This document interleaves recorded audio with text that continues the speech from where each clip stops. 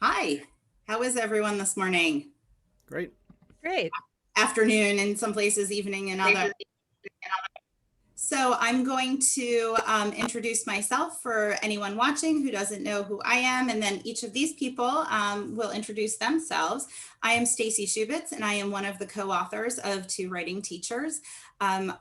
Back in 2008, I started Slice of Life Story Challenge on Two Writing Teachers. It was an outgrowth of something I was doing in my fourth grade classroom at the time. And here we are on the precipice of the 15th annual Slice of Life Story Challenge. So I'm really excited that we have folks who have participated in this for several years from literally around the world on this call. I want to introduce my colleagues first, and then everyone's going to introduce themselves. Melanie Meehan is one of my co-authors, and Lainey Levin is one of the contributing writers at Two Writing Teachers. So Lainey, would you like to take it from here? Sure. Thanks, Stacy. Yes, my name is Lainey Levin, and I'm both a language arts enrichment teacher, and I've been a blogger for, I guess it's been about 12 or 15 years. I started with my own personal blog, and then I realized about 10 years ago that I had a lot to say about just teaching and learning in general. So I started my blog, Ed's Soapbox, because it's very easy for me to get on my soapbox and shout to the world all the things that I believe so strongly. And I got involved with Slice of Life a couple of years ago, just doing the Slice of Life challenge, and then I jumped into the the Slice of Life Story Challenge last year, and it was just revolutionary, just having the chance to become part of the writing community and having my people that I know online who are, part of my team, and joining the Two Writing Teachers team this spring. It's been a real experience. I'm Melanie. I'm one of the co-authors at Two Writing Teachers also, and I've been blogging, I think, for 12 years, so it's been a while.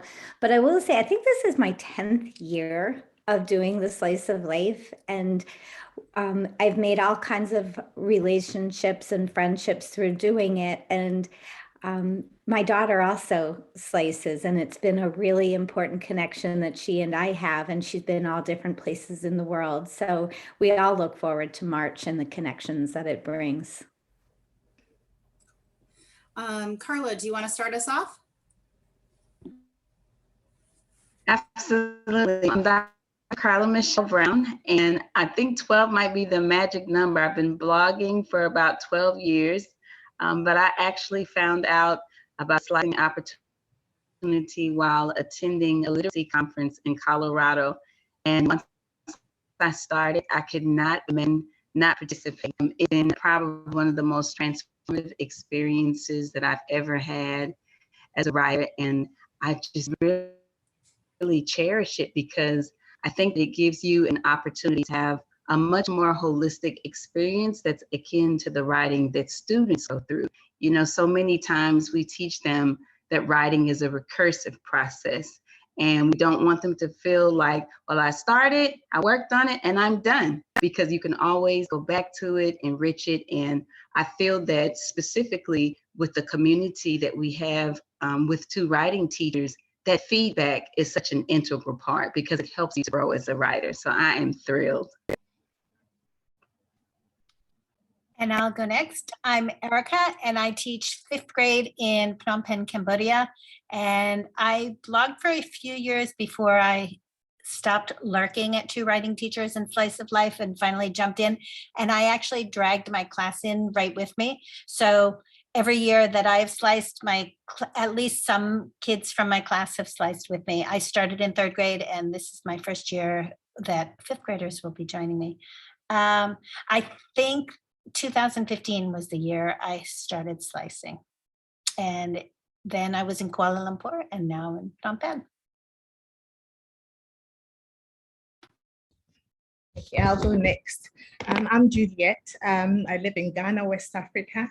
I'm a 5th grade teacher at an international school here. I've been slicing since 2007. And that's the first year that I set up my blog. I've really enjoyed slicing every year. Especially in March, I find the practice of writing regularly has helped me gain the confidence as a writer. I call myself a writer because of that. And I tell my students what I do. I read some of my blogs and my feedback to them. So a few of them have started journaling as well. I've really benefited from the feedback I receive and the feedback I give as well. And I use that in my teaching because it's given me the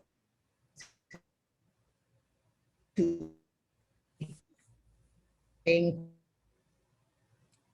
and I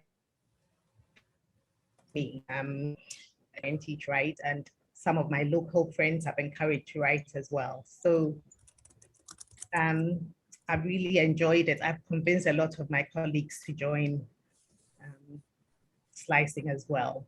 So it's been very beneficial. It's just, you know, it just makes you a writer because every day you're writing, every day you're receiving feedback. It's sort of like a scaffolding for me. That's what I give to my students.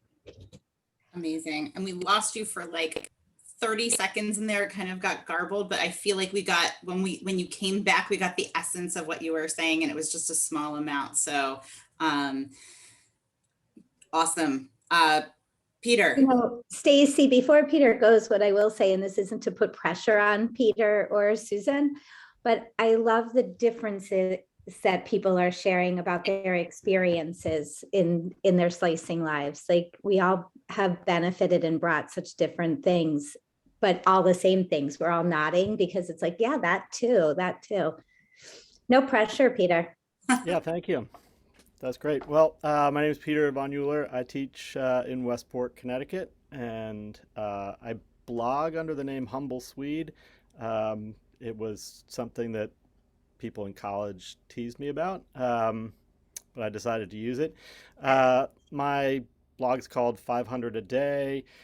That's sort of a lie. That was aspirational, I guess you'd say. I was hoping I was going to force myself to write 500 words a day, and that would keep me going. I've been doing the Slice of Life since 2017, so I guess among this group, I'm sort of a newbie.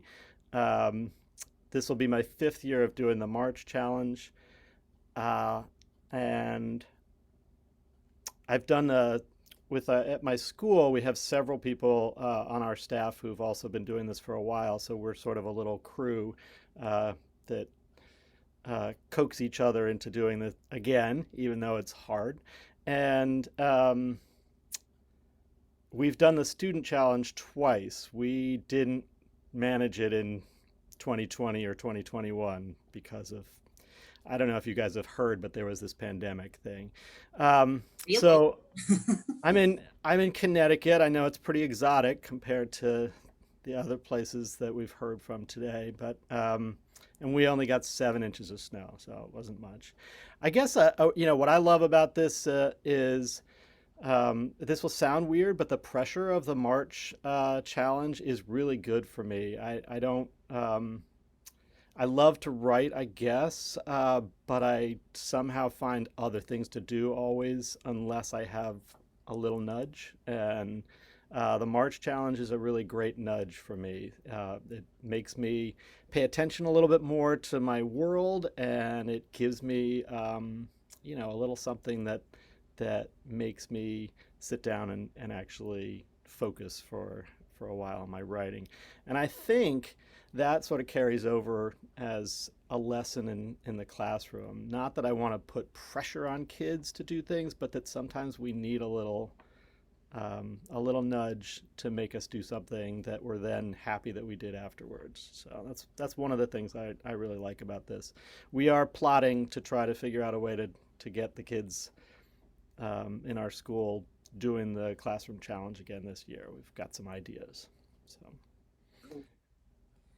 Okay, so Susan, why don't you just introduce yourself and then we'll chat a little bit more.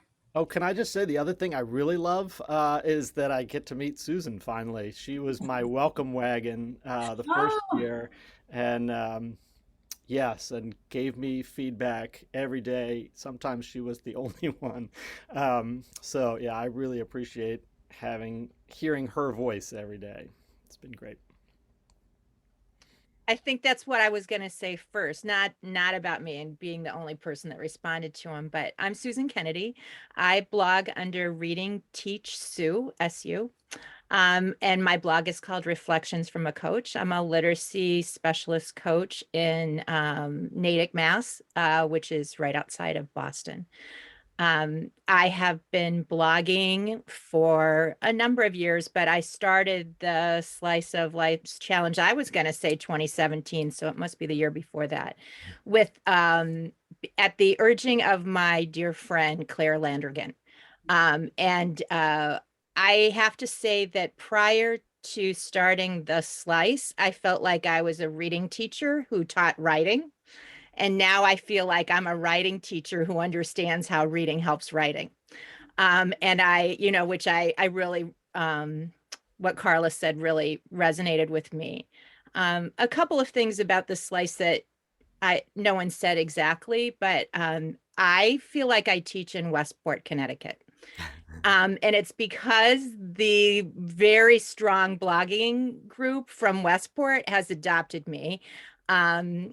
Jess and I were in the same Welcome Wagon group, which was mentored by an amazing blogger who no longer does it, but he was amazing. And he encouraged us to talk to each other. And we did. And we still do all pretty much respond to each other's blogs almost every week anyway during the year. And that accountability, like if I go a week without blogging, someone calls me on it.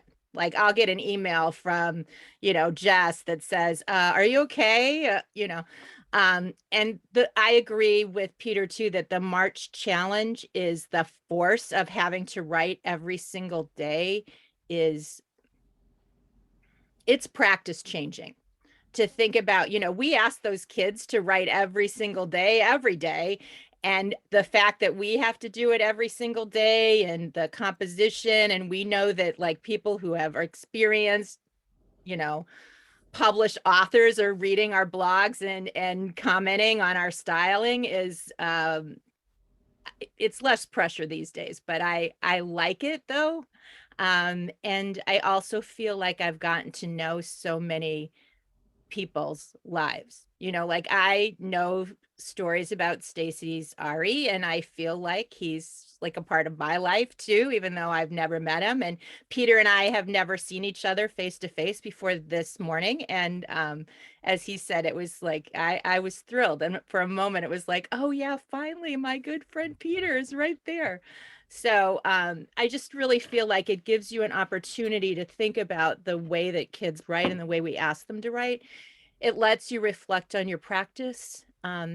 It's been practice changing for me. Amazing. See, can I just ask Susan to repeat the line, because I was trying to take notes and listen to her, because I think it was so powerful. The I'm a writing teacher. Was it who understands how writing helps reading that you said? I said, I think what I said is that I now see myself as a writing teacher that understands how reading supports writing. Yeah, how reading supports writing. And okay, thank you. The reciprocal nature of that. They're reciprocal, right? And I think that's just so important to have people who teach reading understand it's not siloed. I think that, in the past, teachers have really never seen themselves as writers. And it's really changed how I coach people about being teachers, to like really embrace that idea of writing and that it's okay. I tell my students I used to be a fake writing teacher because I used to pretend that I could teach them about writing without actually knowing. It's just what the book told me I could teach them. Right. It's a lot easier for teachers to identify themselves, or people to identify themselves as readers than as writers. So let me ask a question. Why should teachers do this? whether they're returning or they're thinking about joining this for the first time, why should teachers do this in the midst of an ongoing pandemic? Can I give a thought? I would say one of the reasons is that it's a chance to process what we're going through. I mean, I think it will be, for me at least, it'll be sort of a document of what these 2.5, 3 years have been like. I have entries from, February and March of 2020 when we were just starting to get into this, and I look back at some of them and think, wow, you had no idea what you were going into. So there's the documenting part, I think, and the reflecting part. That we're in I guess we're always in a historic period, but this seems like it's more. And I know we don't need extra challenges right now, but we maybe need a little inspiration to record it. And it's supportive, and it lets you know that, these challenges are worldwide and that we've got this community here to support each other. Yeah, and the greater humanity, I guess. Mm-hmm. I remember Erica. of 2020, we watched Jennifer Kessler, who is also in Asia. Like, we saw what was happening there, and it was like slowly rippling across our community worldwide until it hit. I'm in Pennsylvania. It hit here around March 13th. That's when things got serious, and we started shutting things down. But it was really interesting to see how the pandemic was affecting people around the world because they were sharing as part of Slice of Life. So I think that writing as a historical record is kind of what's happening, like you said, Peter. I find that in March, it really makes me notice everything around me, because I need that slice. It has to be a good enough story to write. So I notice all the little things, even when it's not important. I think, oh, I can make a story of this one. So it makes you really notice. I think one of the things that I enjoy the most is the authenticity of it. And there's a vulnerability that comes writing and sharing your thoughts, whether it's something imaginative or whether it's something from art, it's something funny.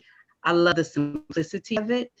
When I write things before, it just grieves me when a child or an adult tells me, I hate writing. And I go, I think you do.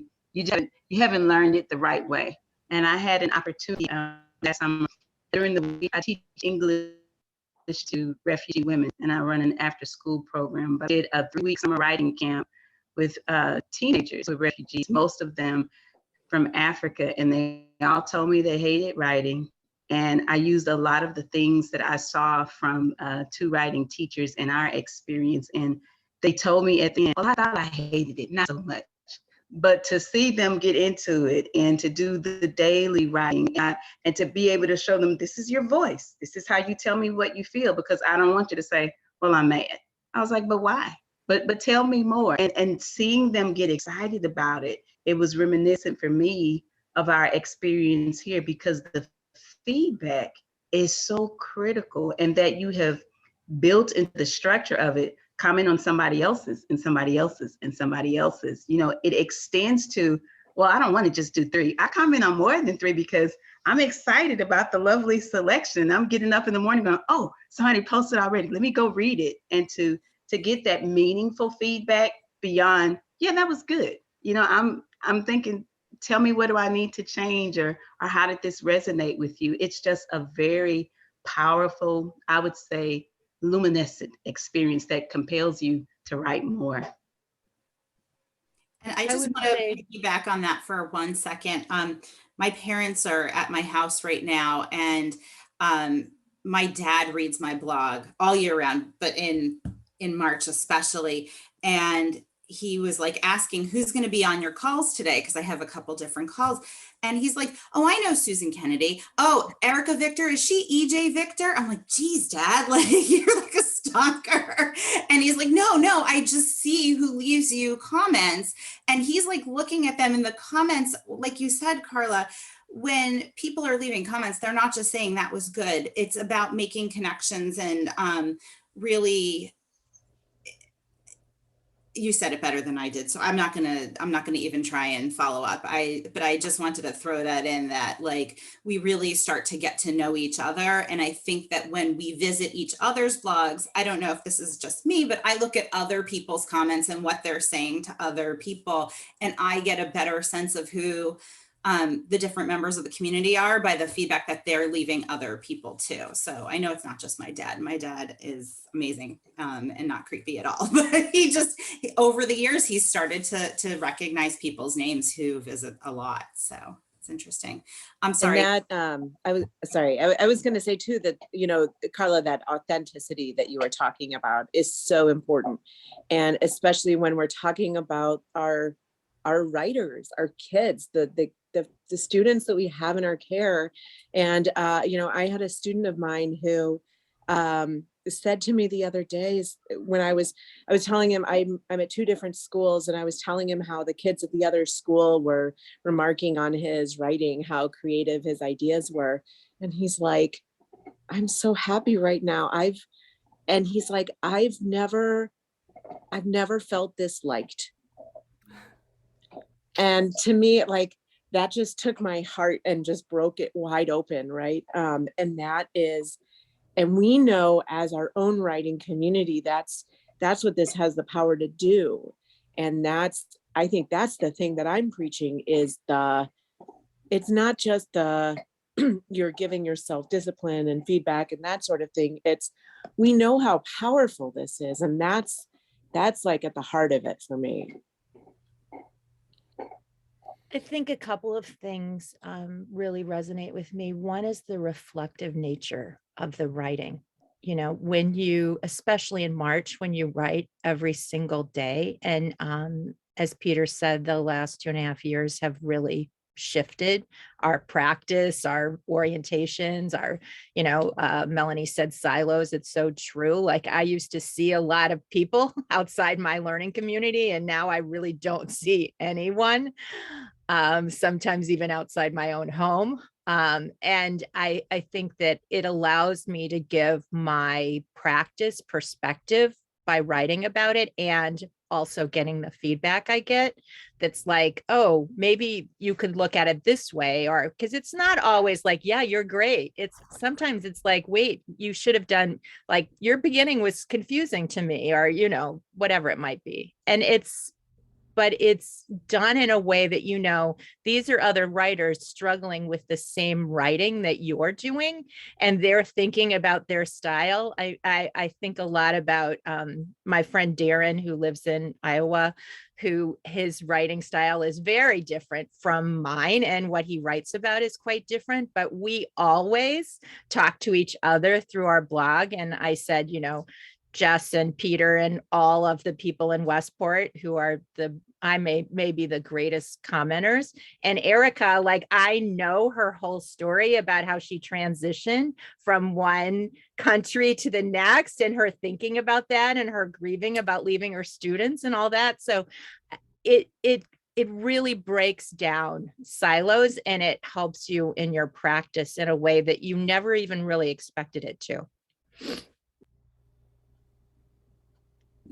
There are a few things that I've been wanting to talk back to, and you keep adding to them as you speak. One, I wanted to just go back to Claire Landrigan and give her a shout out, because when you wonder about whether you should do it and whether it's worth it, last year Claire did it with 2 broken arms.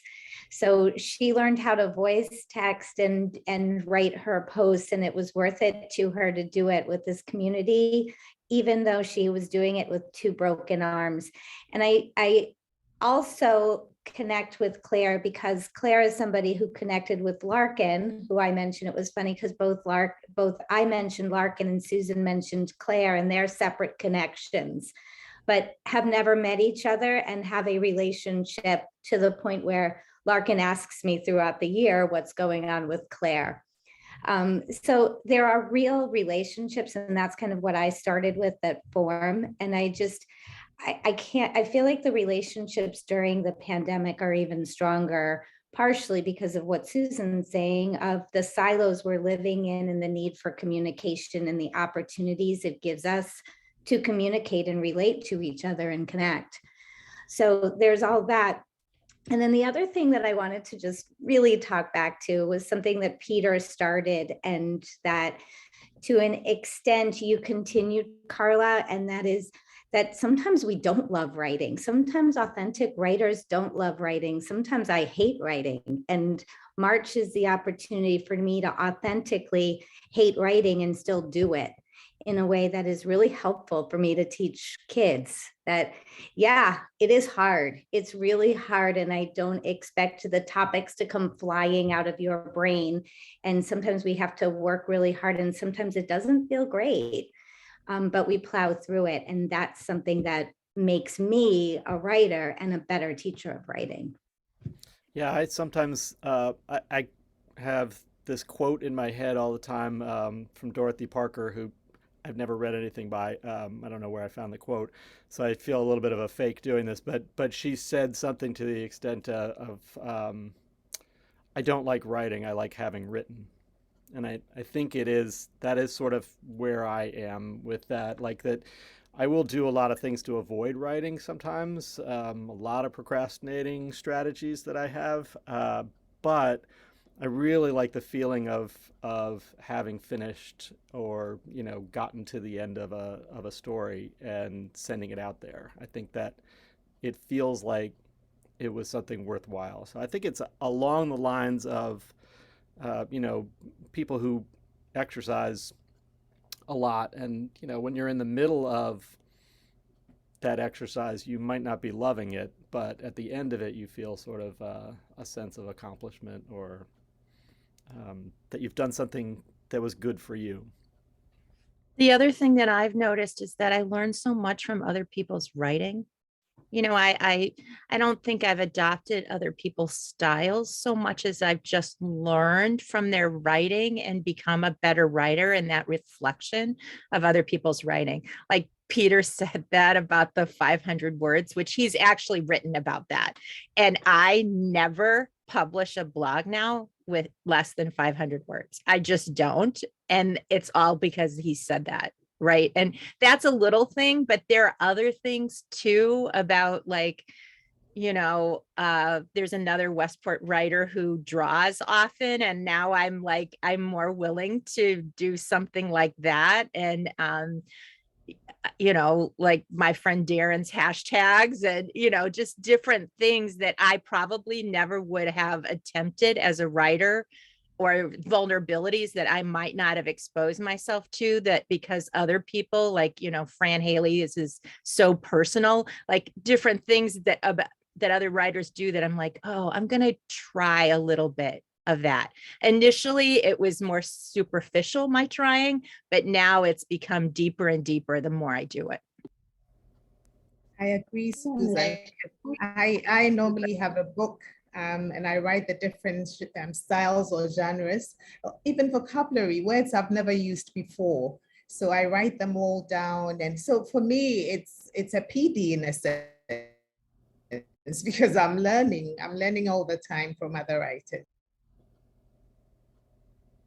I want to share something very briefly. I was so moved by it. I put it on my phone. This was by one of the refugee students this summer. It says, my mom sacrificed a lot because she sacrificed staying in Africa to come to America to give me and my siblings a chance to go to school so we can have bright futures and make her proud. Also, my mom demonstrated kindness because she gave a homeless person some money so he could go get some food. My mom would help people and not seek thanks. She would return people's stuff for them. Mom held our family together by watching after us, keeping us safe. And this is a teenager who is often just, oof, I don't have anything to say. I don't want to talk. I hate writing.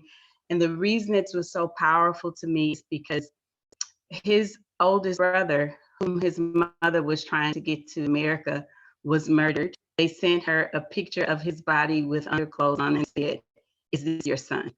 and she's one of the students that I teach for English. And what I took away from, did Carla break up? What I took away from something that I think is beautifully celebrated with writing they do in this community is that it can be long or it can be short. And so often my kids will say, how long does it have to be? Does it have to be a page?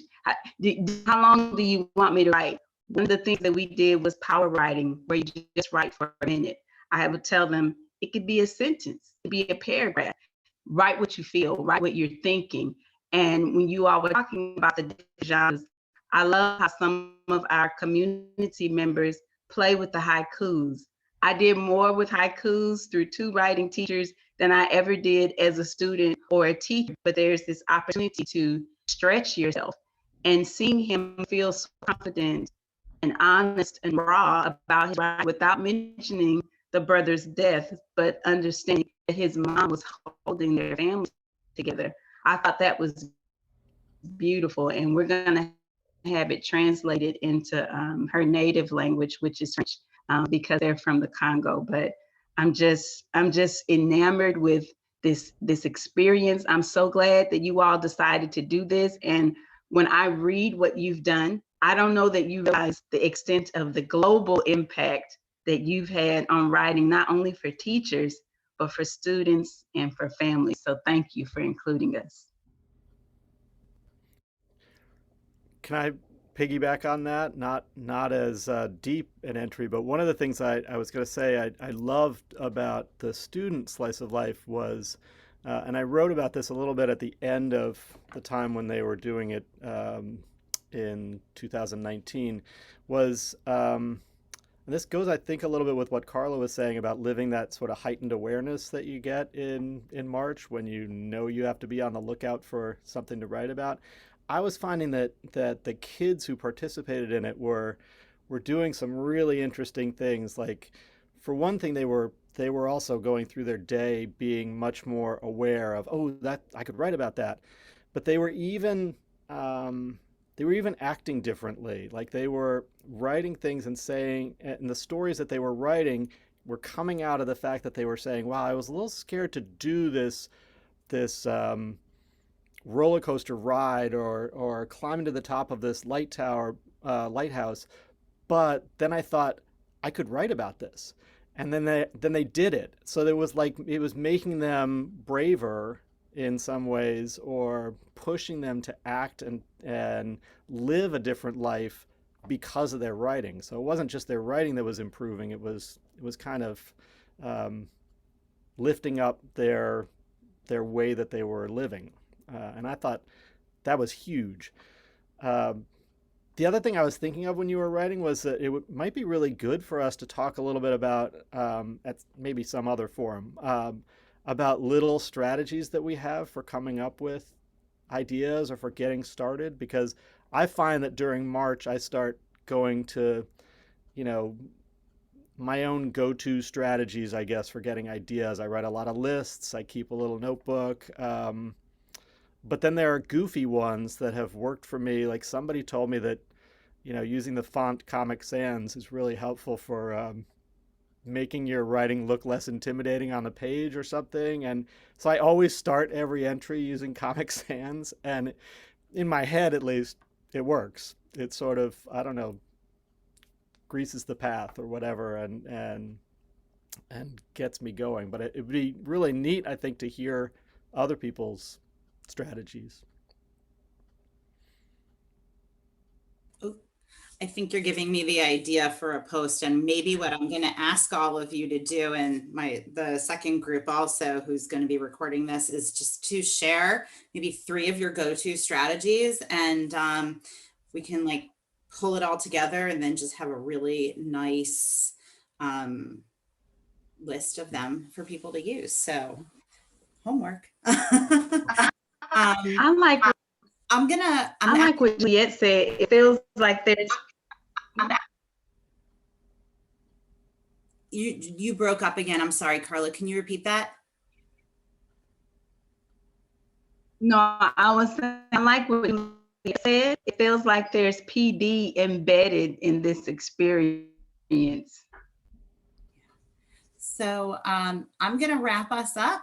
I want to thank all of you for spending part of your Sunday talking about this, this challenge and what it means to you, how it's impacted your teaching, how it's impacted your students. I'm just so grateful to all of you for coming today and sharing a piece of yourselves. And I look forward to seeing all of you in March. So have a wonderful rest of your Sunday, except for Erica. Have a wonderful sleep tonight and a good Monday because it's almost Monday by you. So, alrighty, seriously, thank you everyone and have a wonderful day. Thank you. Thanks all.